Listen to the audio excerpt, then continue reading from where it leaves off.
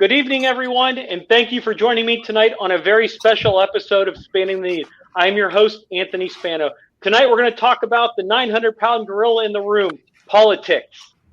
We'll talk about the issues at hand so you, the voter, can decide who the best candidate is to vote for. I'm happy to say that I have great representation from each of the campaigns, and likely voters can tell them why you are voting for your respective. Tonight, we have, for representing President Donald Trump's campaign, host of Tracy and Friends, Tracy Winbush. Thank you, Tracy. Trump voter and likely voter, Dr. Adam Fuller, author of 12 Reasons Why Jews Should Support Trump, if I got that correct. And for the former vice president and candidate, Joe Biden, the mayor of Toledo. Mayor, please don't hurt me if I mispronounce this last name. Mayor Wade Kropetskyzik. If I butchered that, I apologize. And Biden voter, Andy Volnsky. I do apologize. Everyone, thank you for joining me. I hope you're enticed of what we're ready to plan in for tonight. Thank you all for coming. So let's get down to it. Let's start right off the bat. So we're right in the middle of politics. We're a week and a half away from the election. So let's get right down to it. Raise your hand if you voted for Hillary Clinton in the election in 2016. Okay, one person. Two people, okay. Now, who voted for then candidate Donald J. Trump? Raise your hand. Okay, so you guys are both sides are sticking with the same candidate over the last 4 years, and the other side is still voting. You're looking to vote for Joe Biden. So let's dive right into that. So on a July 27th, August 2nd peer research study, they said the top 4 issues that said they are very important to the voters are economy, healthcare, the Supreme Court appointments, and COVID. I'm going to start with, all due respect, the incumbent President Donald Trump's representative. Are those still the top 4 issues of the campaign? I think it's more about freedom in America, and then it goes into those issues. I think the Trump supporter today is all about the Constitution and keeping America free, and it not becoming what we believe the left will turn it into. And let me go to Mayor. Mayor, the economy, healthcare, Supreme Court appointee, and COVID. Those were the top 4 issues in beginning of August by likely voters. Are those still the top issues of the Biden campaign? I think so. That's a pretty good list. Certainly, the economy is top of mind. I just don't know how else to say it. I mean, numbers. I guess the old expression is numbers don't lie, but liars can sure use numbers. The fact of the matter is, the Donald Trump, by the end of his first term, will have presided over an economy that lost 5 million jobs. That is literally the worst record on jobs since they began keeping the statistic 100 years ago. That's just hard to run away from, and it's one of the reasons that the president has lost so much ground in Ohio in the last 4 years. So certainly that's important to Biden voters. The COVID crisis is on the top of everyone's minds. Sadly, by the time Election Day rolls around, we'll probably have had about 250,000 deaths in this country from a virus that was for too long ignored and called a hoax, and whatever's going to go away by Easter or whatever kind of silliness we had to endure. All of those things are important, and so I would and healthcare certainly that remains a core issue for Ohioans. And if the Affordable Care Act is overturned, almost 1 million Ohioans will lose their health care, about 800,000 people. So I think the stakes couldn't be clearer. If you have almost 1 million Ohioans on the verge of losing their health care, millions of Americans having lost their job, and hundreds of thousands of them dying from a virus that was ignored, that's a tough environment to run for re-election if you're President Trump. So yeah, I think those are the important issues. I will say this, out of the for Biden voters, the highest out of those four was healthcare. 84% was healthcare, but all top four are the same issues for both parties. So for the Republicans and the Democrats, it was economy, healthcare, Supreme Court, and COVID. And both for the economy, 88% of Trump voters say that's a big one for them, and 72 for them. And healthcare is for the Democrats. Well, let me ask this. So we know, Scott and Adam, you raised your hand a little bit earlier, and you said you voted for the previous candidate that either was the President Trump or Hillary Clinton at the time. So has anything changed? Let's start with Adam. Adam, you're voting for Trump again for another 4 years. Why are you voting for Trump? Well, I'm a conservative, and I vote for the most conservative candidate that there is, and that's Donald Trump. Am I happy with everything that he has done as president over the last 4 years? No.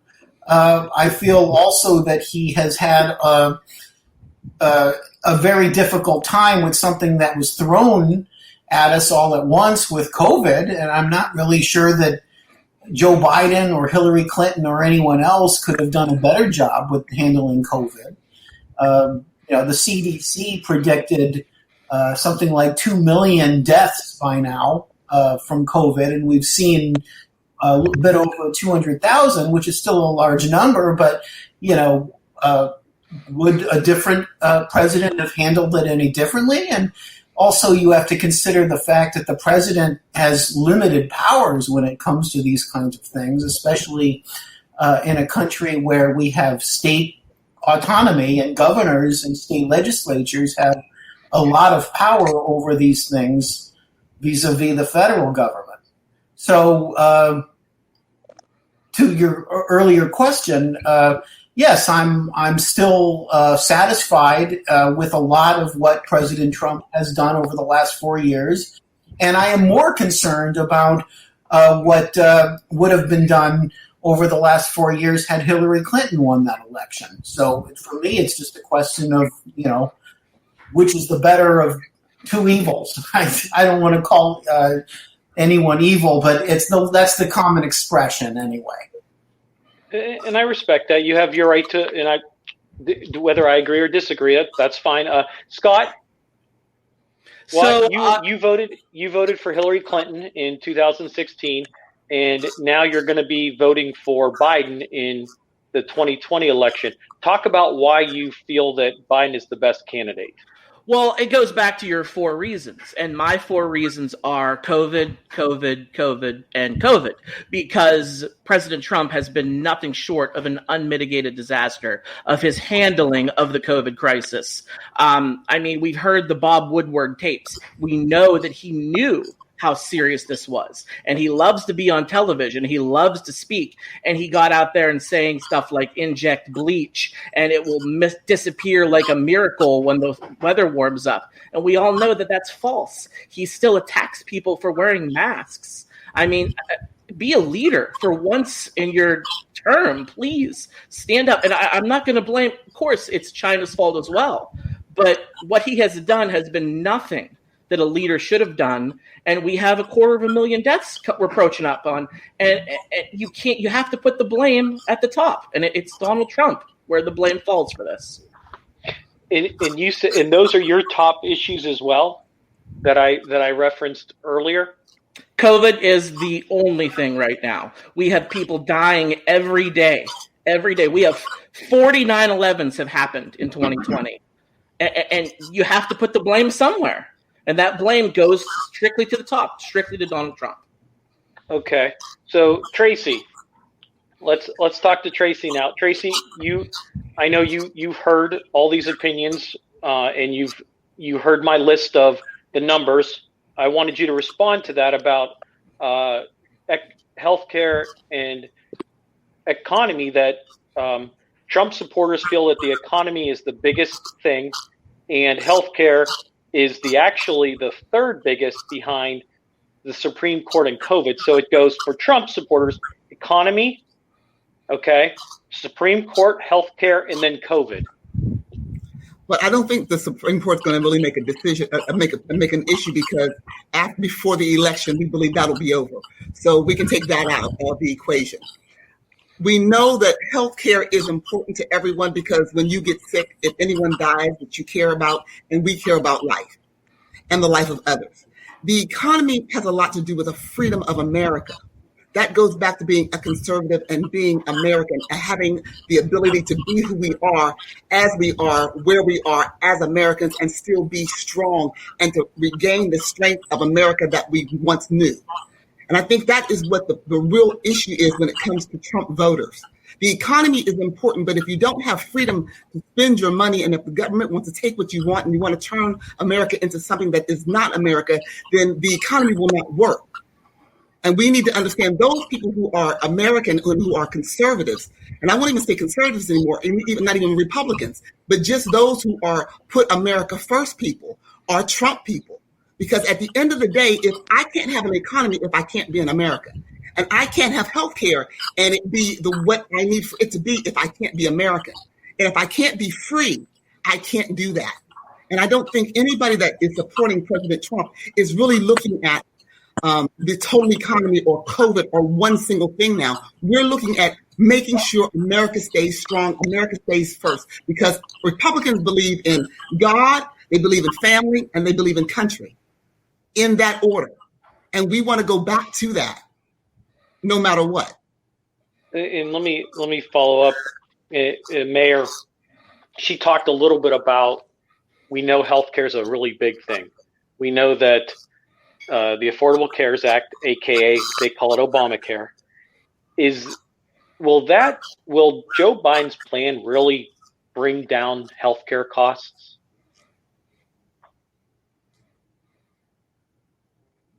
I don't know if you heard me. Did you hear me, Mayor?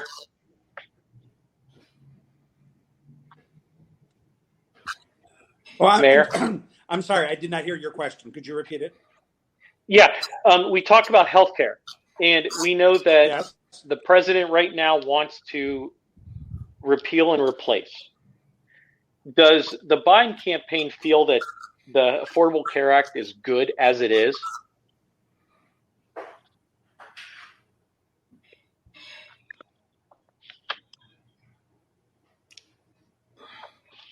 I think we're having some technical things with.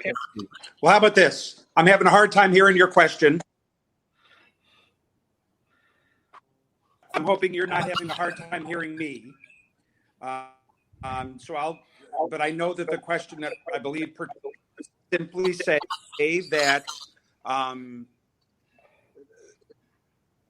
think everyone can agree,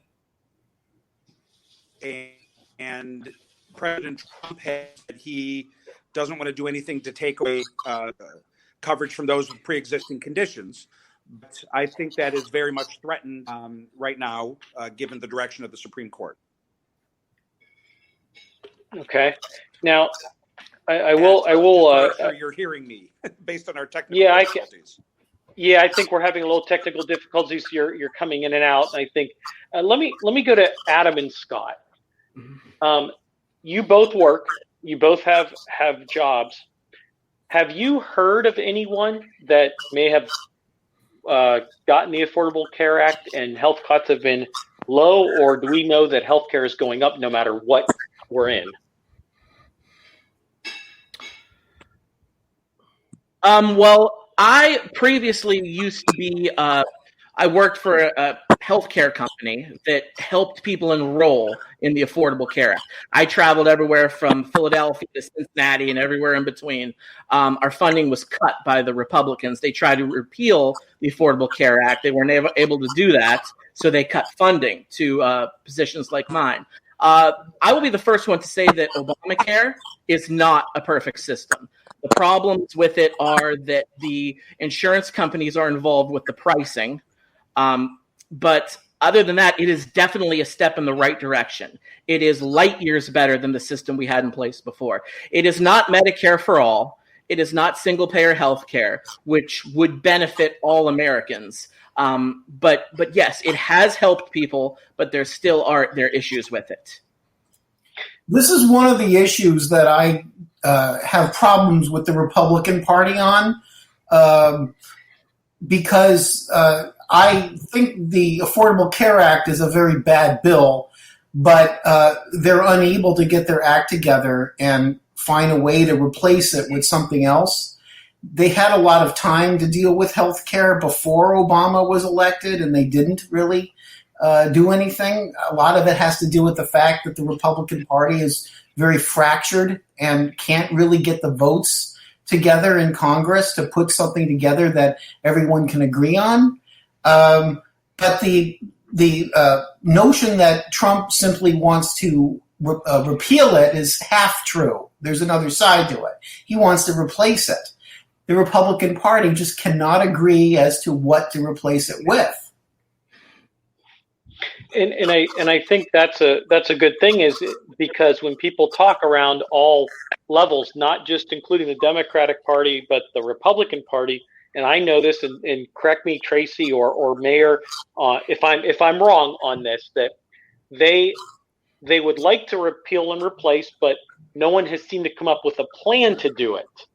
Is that a pretty Tracy or Mayor?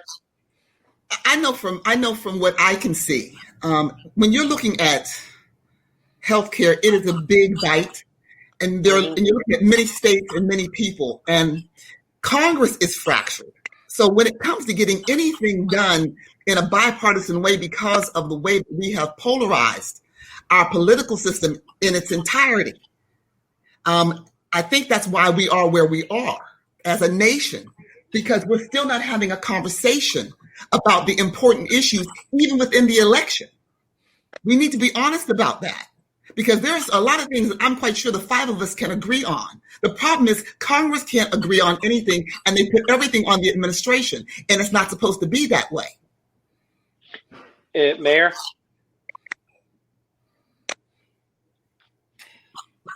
Yeah, well, I would say that,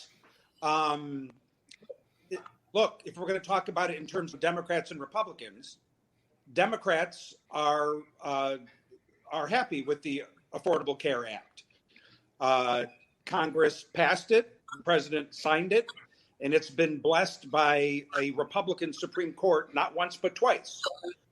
We are entirely happy with his health care to 20 million people who otherwise wouldn't have had it, and coverage to those with pre-existing conditions. So we're happy with it. But that's because we're not paying for it. Seems like he's not. And when he was running for president 4 years later, when he was running for 4 years later, he said that he was going to issue a plan within his first 90 days to repeal and replace Obamacare.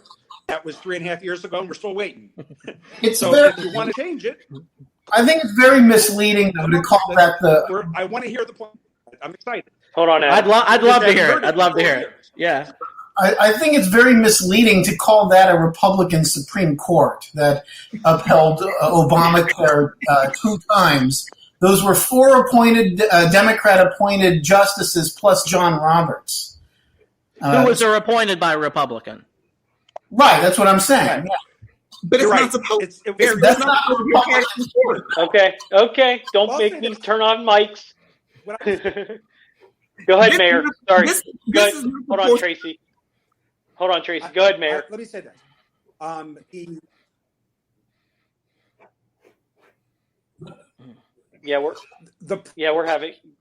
We're having technical principles to be partisan. I suppose to the extent Obamacare. All right. How about this? Scott can handle it for me. I got you, Mayor. I got you. Difficulties aren't going to work for me. So I tried my best. Thank you.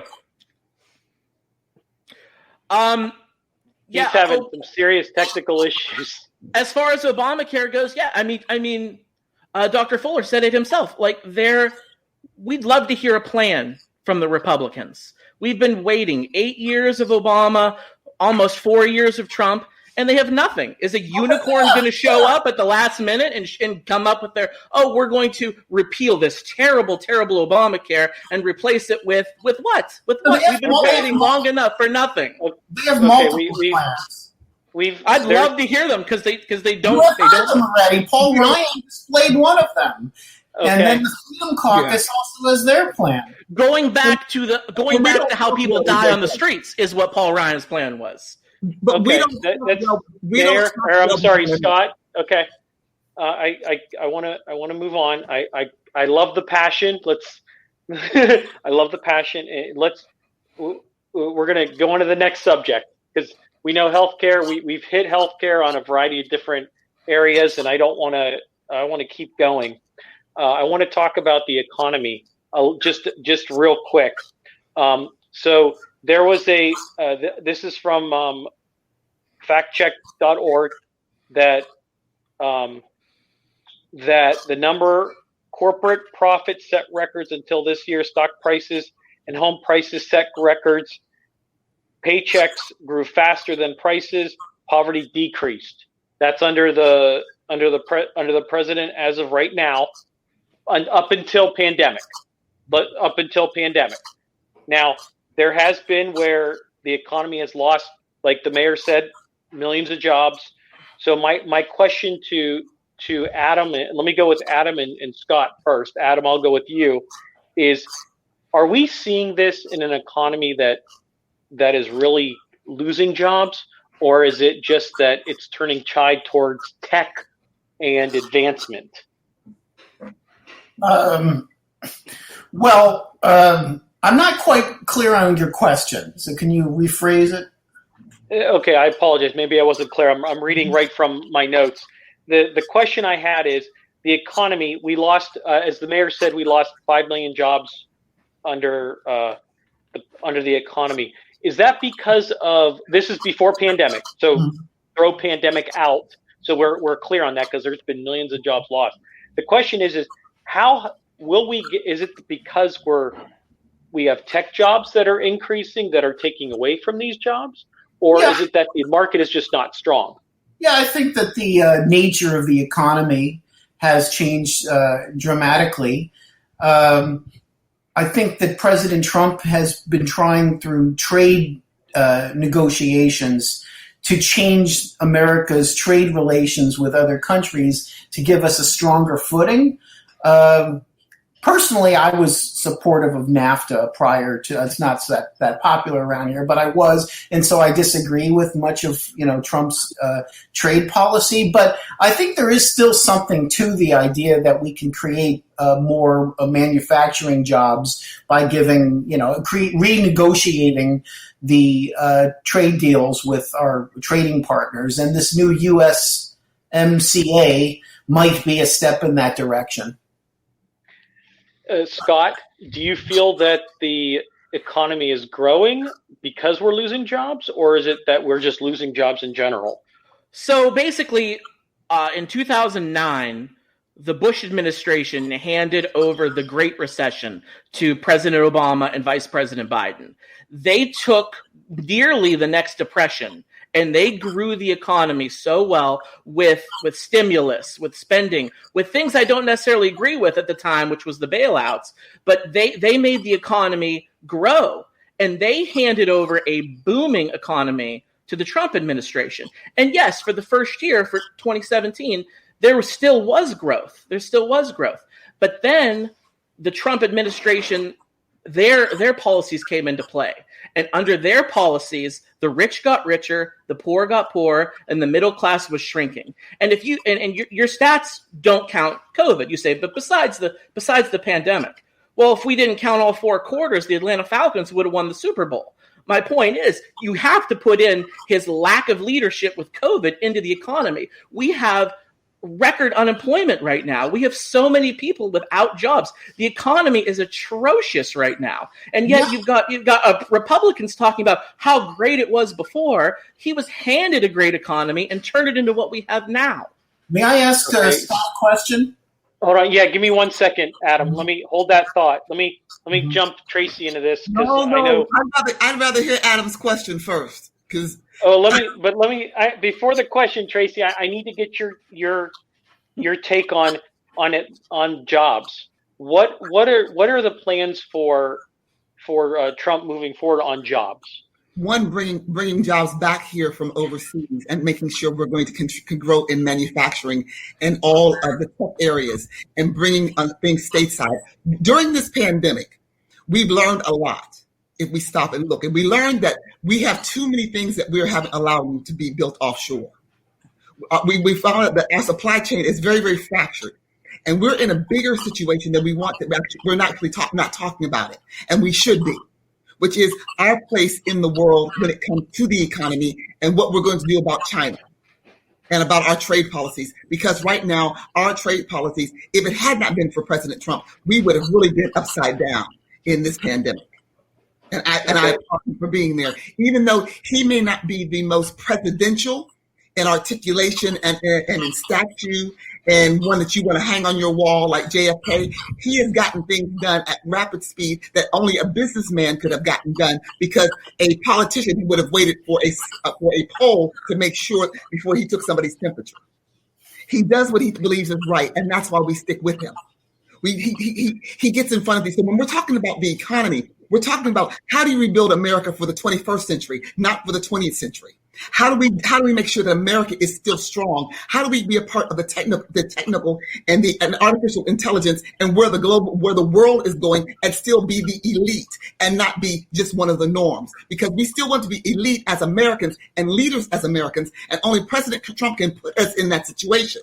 Vice President Biden would want to put us into a place where we are more globalized, where we are more neutral and we're more socialized, so we look like everyone else in the world, and that's not who America is. America needs to be elite so the world can be balanced. Now, will you accept a question from Adam Scott? Hey, absolutely. It's your show. Go ahead. Hey, I'm just trying to be the good moderator here. That's all. Go ahead, Adam, with your question. Yeah, my question was in response to what you were saying, Scott.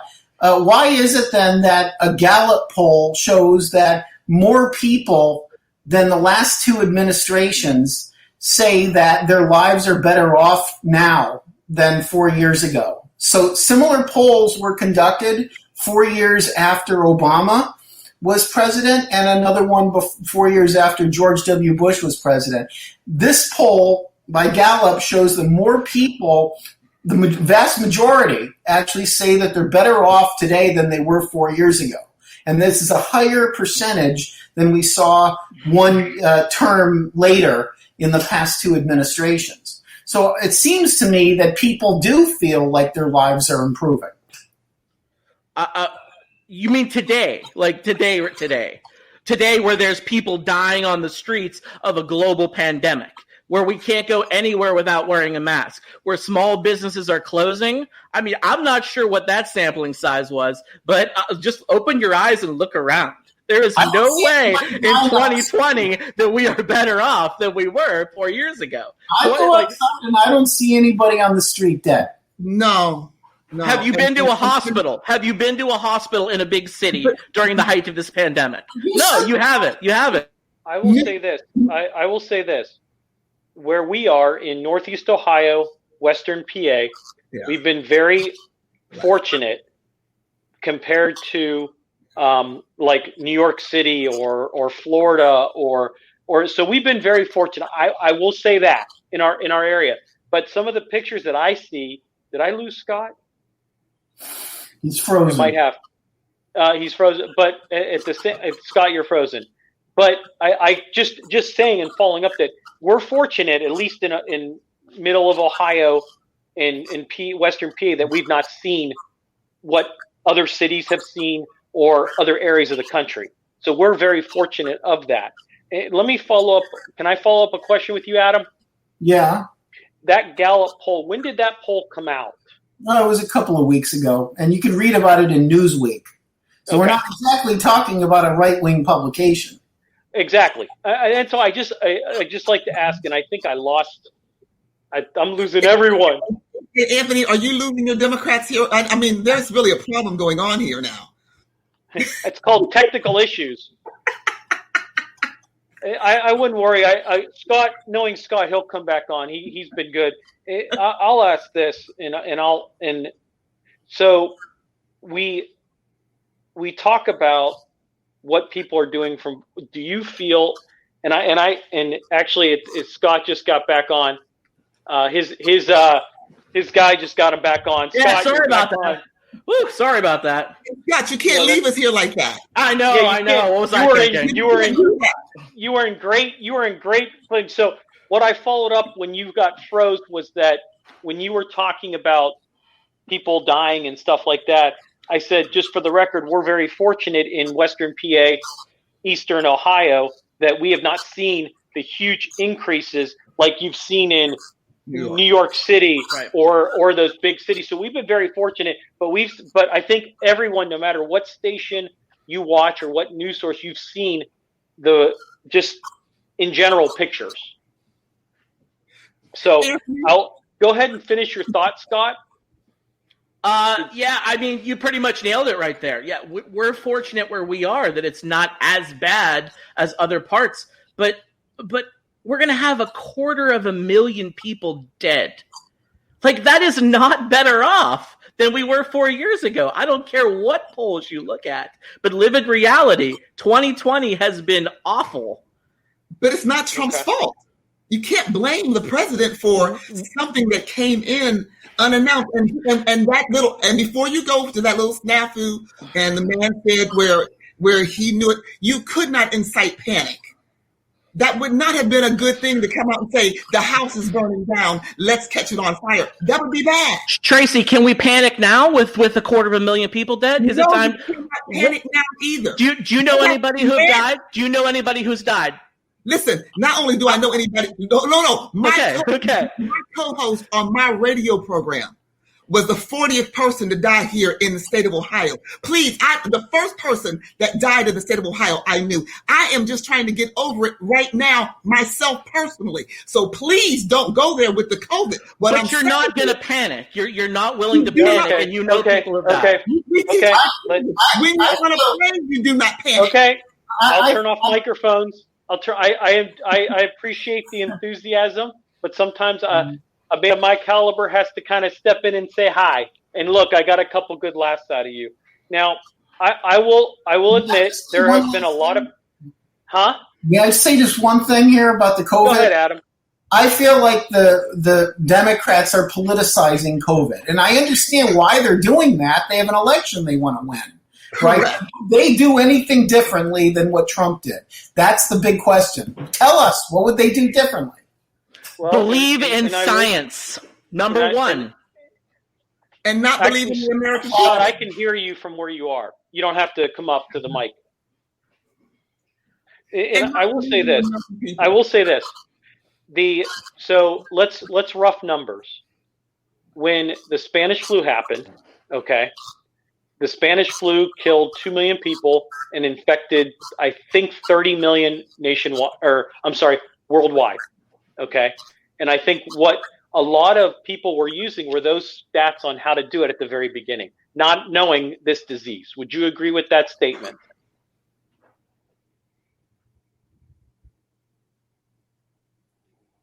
Do I hear yeses? Shake your heads? Yeah. Basically. Okay. Yeah. Whatever they knew. Well, because we didn't know much. We didn't know much about COVID when it first came out. So you can only sample and do what you need to do. You just improve with the stuff you get. So my thing about it is that no matter who's politicizing it, Democrats, Republicans, don't you think that coming together in a national crisis is a good thing? And have we tried? I'm just asking a question. I'm not saying we have or not. Go ahead, Tracy. No, we haven't tried. Okay. We haven't done that. We politicized this from the onset, but we politicized everything from the time that President Trump won. We've never had he was correct when he said there was no peaceful transition of power.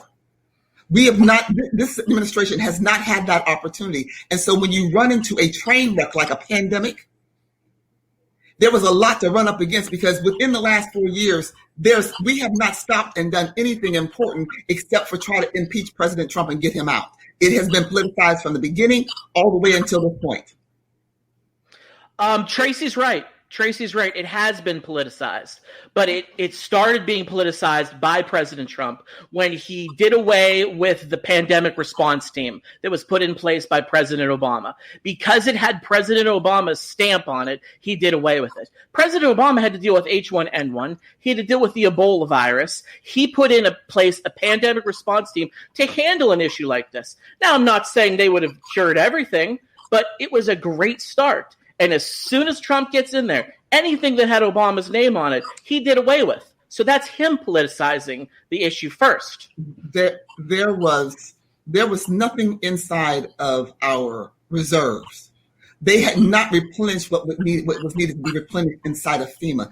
And this is not Obama's fault. This is not Bush's fault. This is not Clinton's fault. This is decades of administration passing the buck. And right now it fell into President Trump's lap. We need to be honest about that. And that goes not only with the pandemic, but that goes with foreign policy. That goes with our currency. That goes with our trade. We are at a position right now in the 21st century that America has to reset itself and become a better and stronger place and a better and stronger person.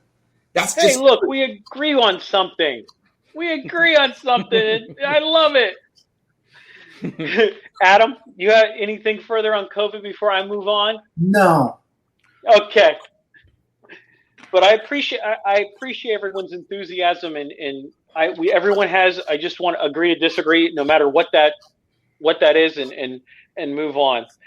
So here's my question. My question is for and I'm Matt or Scott. I'm going to put you kind of on the spot. Unfortunately, are you okay with that? Because we lost our mayor. That's okay. Let me add it. Okay. Now we talk about how the world has changed over the last 50 years. What plans does Biden have to really boost the United States in his campaign? You don't have to look to the past 50 years. You can only look to the past 4 years and what has transpired under Donald Trump. What Joe Biden is trying to do is to return to normalcy. The crazy world that we live in under Donald Trump. Like I said, President Obama and Vice President Biden, they took a floundering economy and made it booming. They handled pandemics that they had to deal with by listening to science. And that's just common sense stuff. And that's what Joe Biden is going to do. He is going to end the chaos and the absolute nonsense that we've had for Donald Trump for these 4 years and give us some kind of return to normalcy here. I'll go to Tracy on this. And what plans does the president have moving to the next 4 years of his in the White House? I believe right now he is going to secure America as well as far as where we are going to be inside of the world, which means, and I believe after this election, when we finally come out with an outcome, and I pray that we win, I believe that we will unite this nation because we're going to have to. Because we're going to have to take down the smoke and mirrors and really come together as a nation, call right, wrong, and do some things differently. And I believe that's what President Trump will do. Science is important, but science without common sense is just what? You just can't. You got to have both. And I believe. Go ahead. I'm sorry, Tracy. With where we're headed is going to be for a stronger small businesses. Sure, and give opportunities to people that haven't had opportunities. Give people with wings some innovation because we need innovation back in America again. We've got to put it back into the hands of the people because if we don't put it back in the hands of the people as it's supposed to be, we're only as strong as our weakest link. That's what America is about. And our President Trump will put us back in because the money will go back into the hands of the American public, not just the big people, because I need to go to work so that I can make money. Rich people pay people. Broke people can't pay people. And I do not want a check from the government and not have a check from an employer. Let me go to Adam. Adam, I have a totally different question for you. And here's my question. You're the author of 12 Reasons Why Jews Should Support Trump. Could you give me a top couple issues on why that's true? Well, number one, he has moved our embassy to Jerusalem and is finally recognizing Israel's sovereignty over Jerusalem and the Golan Heights, and has vociferously defended Israel's right to self-defense. He's pulled out of the Joint Comprehensive Plan of Action, also known as the Iranian nuclear agreement, which I think would be absolutely devastating. But also, let's also not forget, and this is not something that just applies to Israel. It's the entire Middle East. He is actually, it's really impressive. He is actually brokering peace in the Middle East between countries that normally would never want to talk to each other. And we're talking about real peace, not like Egypt and Jordan where they're just ceasing hostilities. Actual friendships, normalized relations where now, you can order kosher meals in hotels in the United Arab Emirates. And, Hebrew is written on literature, and signage in Bahrain. I mean, it really is amazing. And we can see now that the Saudis, like 80% of them, want to see peace, a similar kind of peace happen with Israel. So we're seeing this new, creation of peace there. It's almost as if, this man actually deserves a Nobel Peace Prize. He would never get one, but he deserves one. There's no question about what he has done. It is absolutely phenomenal. Right, so pretty amazing. Yes. Give me one more. I'm sorry, Tracy. Give me one more point, Adam. On my list? Yes. Beyond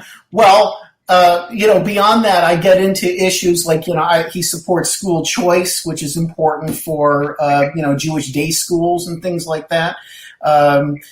He's also pro-Second Amendment, and his judicial appointees who are not activists would also support that. His judicial appointees would support religious liberty and the protection of the free exercise clause of the First Amendment, whereas Biden's appointees would be bad, I think, on all of those issues, on all of those constitutional issues that are important to American Jews and to everybody, not just Jews, everybody, anyone in America. I mean, a similar list. People ask me, why does it just the list apply to Jews? What about all of these other different groups and ethnic populations?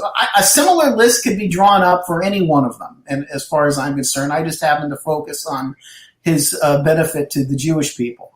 And there's nothing wrong with that. Someone will come up with one for another one. I guarantee it in some shape or form. Can I steal the title? Huh? Can I steal the title from Adam and make 12 reasons why African Americans should vote for President Trump? I'd love it if you would do that. That's totally up to you, Tracy. And Scott will come up with 12 reasons why you should support Trump. It won't happen. I'm sorry. It's not going to happen. I apologize, Scott. I'm sorry. It'd be a really short book. I'm sorry about that, Scott. I didn't mean to. That's okay. But actually, let's talk. That's a great segue. So, Scott, give me 3 bullet points why you should vote for Biden. The biggest one. I mean, I'll give you one. He's not Donald Trump. I mean, that's what he has to run on, and that's how he's going to win the independent voters and the moderate Republicans. They're going to side the election. Hey, we know who the ultra-right is going to vote for. We know who the white supremacists are going to vote for. Trump will say anything, and they'll still support him. What's going to decide this election is the independents and the moderates, the people who did not turn out for Hillary Clinton in 2016 because she wasn't well-liked.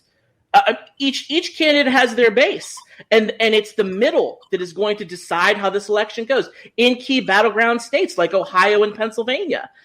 And that's all he needs to do. He needs to point out, because now Trump has a record to run on, and it has been horrible. It has been atrocious. and I actually this is and I'll say this: Hillary Clinton was not liked by both sides of the aisle at all.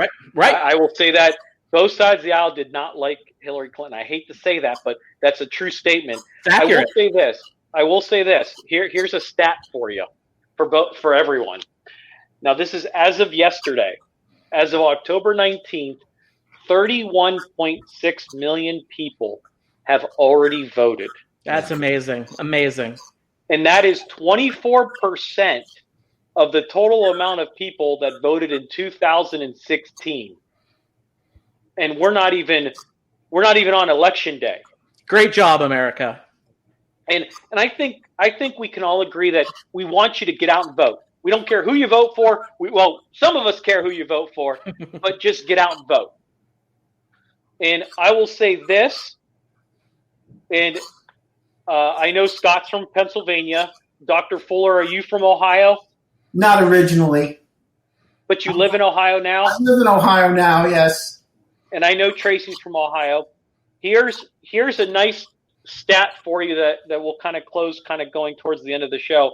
The last 14 elections in Ohio, the winner has become the president. Whoever has won Ohio has won the election. Except for JFK.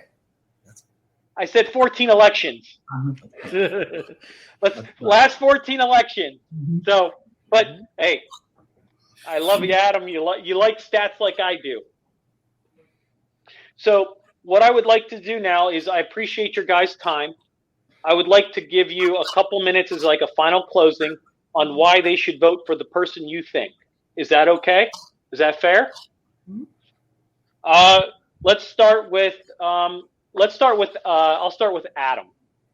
Adam, you have a minute. You have about 30 seconds to a minute. Why people should vote for the President Trump?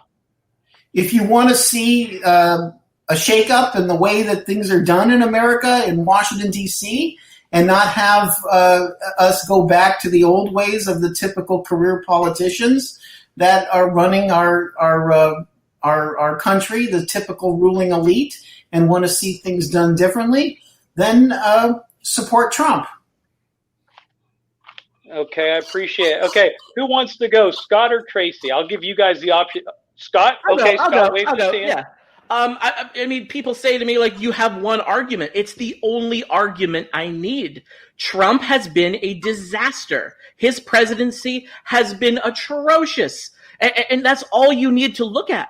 We need to put an adult in the White House. We need somebody who doesn't tweet childish things and someone who acts like a true leader. I'm sick and tired of this division and how our leader treats people that he disagrees with. It's time to go back to professionalism. I want to respect the office of the presidency, which I did even when there was people I didn't vote for in there. I can't do it under this guy. And there's a lot of people out there who agree with me. And that's what we need to do. We need a change. Things are bad right now, and Joe Biden is the leader who will put us right back on course. Thank you, Scott, for that. Tracy? This is not, when you vote for president, it's really not about personality. It's about platform. It's about a philosophy of where you believe your base lies, and that comes again when I said people that will vote for President Trump will believe in God, they will believe in family, and they will believe in country. That is the American voter, that is the Republican voter, and that is the Trump voter for 2020. I mean, I know that everything else, we get into personal antics and personalities, but that's just not what it's about. It's really about the future of tomorrow and being able to have the freedoms to be able to serve the God that I choose, protect the family that I love, and live in a government that I can lead. We are a representative government.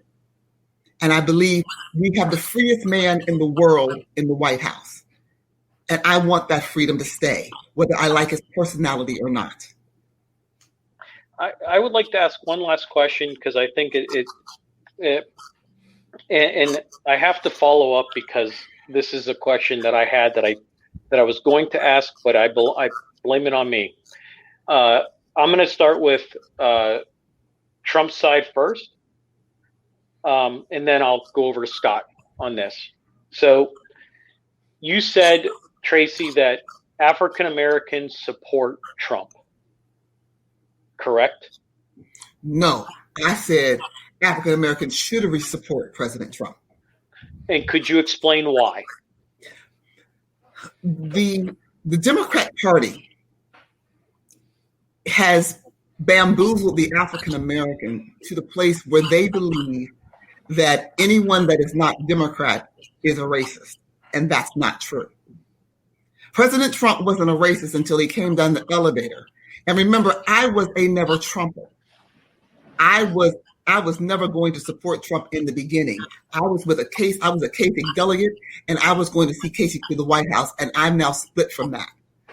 President Trump is going to give African Americans opportunity to not only participate in the rebuilding of America, but benefit. And this will be the first time in the history of African Americans and America where Black people can actually benefit from what they actually sow.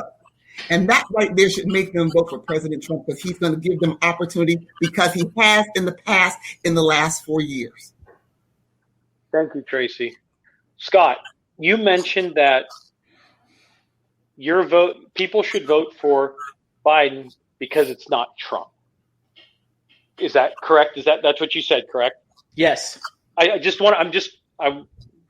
up here. So I have a follow-up to that. Other than that, because of why else should people vote for Joe Biden? Because particularly, as we've talked earlier, voters left Hillary Clinton. Mm-hmm. They left her.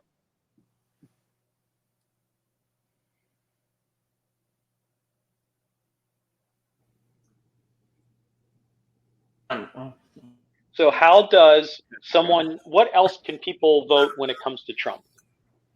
Sorry, I lost you for a minute there.